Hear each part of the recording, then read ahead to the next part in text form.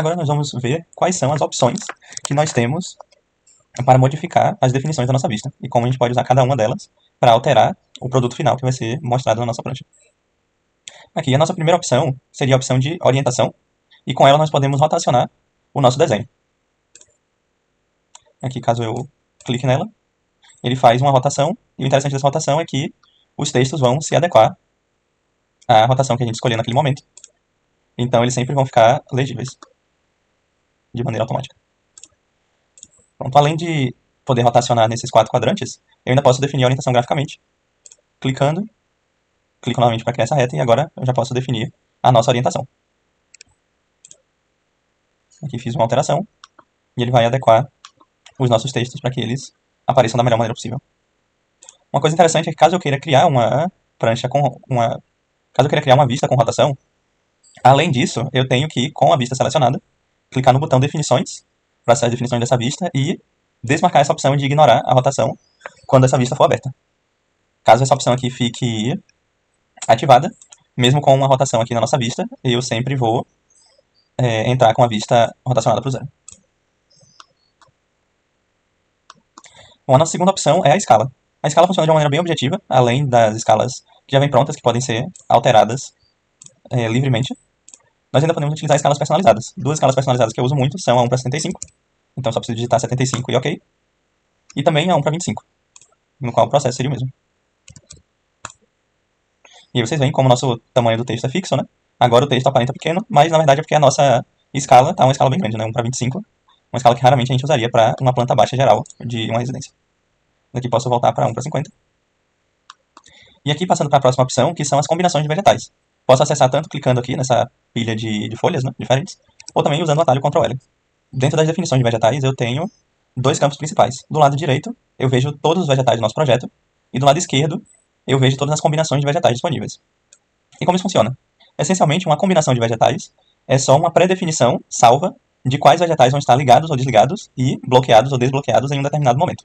Então, por exemplo, nessa combinação aqui, Arcade Default, eu posso ver que todos os vegetais estão ligados, tirando esses 2 vegetais que eu tinha criado antes, mas caso eu queira, posso clicar nesse olhinho e deixar ele aberto. Uma coisa importante é que se eu fizer esses cliques aqui no botão direito, em vegetais, essa é só uma alteração temporária à combinação. Caso eu queira uma alteração permanente, eu preciso selecionar o vegetal e clicar aqui. E pronto, agora sim, toda vez quando eu retorno, eu já vejo que os 2 vegetais estão ligados. Esses vegetais aqui, como a gente sabe, são atribuídos a todos os elementos, sejam eles 2D ou 3D, do nosso projeto. Então a gente pode, deixando de maneira organizada, mostrar ou não determinados elementos somente controlando aqui os nossos vegetais. Então se eu clico aqui em OK, estou vendo que a gente está vendo aqui o vegetal do forro, que não necessariamente é o que a gente quer. Como eu vou fazer uma planta do estudo preliminar, eu vou voltar na nossa combinação de vegetais e vou escolher a combinação estudo preliminar planta e vou clicar em OK só para ver o que está sendo mostrado. Bom, estou vendo que o forro já desapareceu e estou vendo que as vigas desapareceram também. Mas uma coisa importante é que, se eu usar o Tab, estou vendo que os nossos pisos não estão mais aparecendo. Então vou entrar aqui em definir os elementos e vou utilizar a nossa combinação de vegetais para ativar o vegetal Arc Piso. Clico aqui, dou OK e agora sim, já consigo ver os pisos do nosso projeto. Então a ideia da combinação de vegetais é essa. Tudo que você quiser deixar de mostrar ou quiser fazer aparecer, você vai utilizar primeiramente as combinações de vegetais para fazer esse controle. Passando adiante, nós temos aqui as definições da nossa visualização de estrutura. Posso deixar o modelo completo, um modelo sem acabamentos e um modelo de núcleos ou apenas os núcleos estruturais.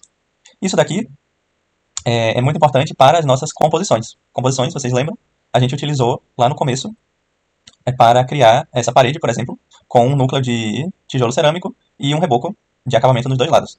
Aqui, só temporariamente, eu selecionar a nossa laje de piso e ocultar o vegetal dela, eu estou vendo que se eu mudo a nossa combinação, se eu mudo a nossa opção de visualização para sem acabamentos, aí agora eu não vejo mais o acabamento da parede. Vou voltar aqui para o modelo completo e deixar assim mesmo para o nosso projeto. E aqui, eu vejo que a combinação de vegetais está parecendo personalizada, porque eu ocultei o vegetal de piso. Vou voltar aqui para o estudo preliminar planta, e agora já vou ver tudo que a gente via antes. A próxima definição que nós temos aqui é a definição do conjunto de canetas. Então, se eu clico aqui, eu vejo que ele me oferece algumas opções diferentes de conjunto de canetas. E esse conjunto de canetas você pode pensar como estojos que a gente tem dentro do nosso projeto do Arcade. E qual é a ideia aqui? A ideia é que quando você está nas definições do elemento, naquela aba de plant corte, por exemplo, você pode mudar algumas canetas do seu modelo. E essas canetas vão ter um impacto na cor e na espessura da linha que será usada na representação daquele elemento. Mas, na verdade, o que você tem que ficar bastante atento na hora de escolher não é nem necessariamente a cor e a espessura, mas sim a posição da caneta que você está escolhendo. Porque você vê que dentro dessas opções a gente pode selecionar e editar tanto as cores quanto a espessura da caneta, mas a única coisa que a gente não consegue editar é justamente a posição dela. Então, quando você faz essa escolha, você está escolhendo representar o seu elemento com a caneta 67 ou então 110, por exemplo.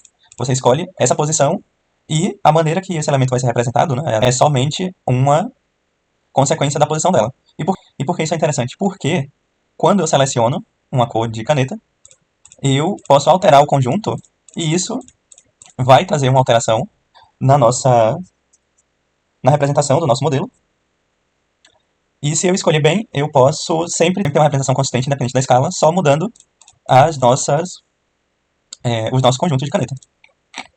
E como é que eu vou fazer para escolher? Bom, por definição, o ArchiCAD já traz cada elemento com uma caneta, e de regra essa pré-definição já é adequada para quando houver alguma alteração na escala do nosso modelo. Mas caso eu precise fazer uma adição, uma coisa que pode ajudar bastante é prestar atenção na descrição de cada caneta, porque o ArchiCAD também informa qual é a função para qual aquele quadrado, aquela posição de caneta está sendo usada. Ou seja, se eu clico, por exemplo, nessa caneta 27, eu estou vendo que ela é uma caneta de paredes utilizadas para cortes estruturais, ou seja, cortes de paredes estruturais. E aí, estou vendo que, numa vista de 1 para 200, essa espessura é 0,18 milímetros. Mas se eu for mudando para outras escalas, a espessura dessa caneta vai crescer, mas a função dela continua a mesma. Então isso quer dizer que se eu escolher essa posição 27, essa caneta número 27, para o nosso corte estrutural da parede, eu sempre vou ter uma representação consistente, porque a espessura dela vai mudar de acordo com o conjunto de canetas que eu quiser utilizar. E, além disso, posso escolher um desses quadrados aqui, a partir do número 181, que são posições livres, nas quais eu posso criar cores e espessuras novas de canetas para elementos específicos que eu gostaria de ter. Aí, uma vez que eu faço essa alteração, eu posso clicar em salvar como. Por exemplo, eu vou criar um aqui. Digamos, vou colocar essa caneta aqui avermelhada, com a espessura de 20 milímetros. Poderia adicionar uma descrição caso eu quisesse. E aí, quando eu clico em salvar como, posso salvar um conjunto novo, ou posso guardar por cima do conjunto 1 para 200. E aí, agora o conjunto 1 para 200 já inclui essa espessura de caneta. Mas, momentaneamente, eu vou clicar aqui em OK. E como eu sei que eu vou querer utilizar essa planta na escala 1 para 75, eu vou mudar o nosso conjunto de canetas para algo coerente. Como não tem um conjunto de 1 para 75, posso escolher se eu vou utilizar 1 para 100 ou 1 para 50. No nosso caso, vou deixar 1 para 50 mesmo, que vai dar essa aparência acinzentada para o nosso modelo.